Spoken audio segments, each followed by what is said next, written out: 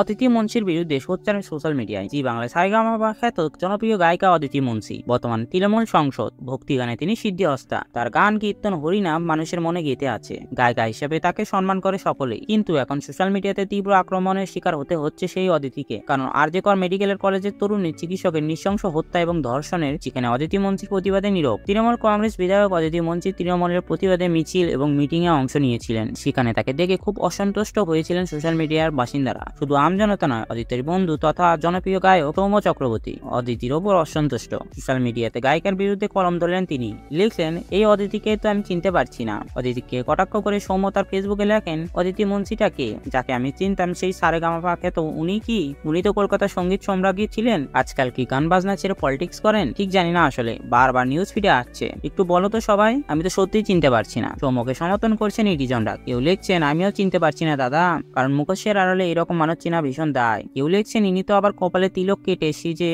জ্ঞান দিতে থাকেন। কি যে যন্ত্রণার মধ্যে আছে কি বলবো। সত্যি খুব ভালোবাসতাম এর গান। ভাবতে পারিনি এরকম অবস্থায় আসল রূপ বেরোচ্ছে আস্তে আস্তে। এর আগে সোশ্যাল মিডিয়াতে অদিতিকে নিয়ে অনেক সমালোচনা হয়েছে। জনক ব্যক্তি সোশ্যাল মিডিয়াতে পোস্ট করেন, Aditi Munshi the perfect example of অতি ভক্তিচরের লক্ষণ। একজন কৃষ্ণ নাম করে মানে সে মানুষ হবে তার কোনো মানে নেই। হ্যাঁ, অদিতি মুন্সিকেই বলছি। কারো মন্তব্য, অদিতি মুন্সি বিষ্ণু ভক্ত নন, বিষ্ণু মাতার ভক্ত।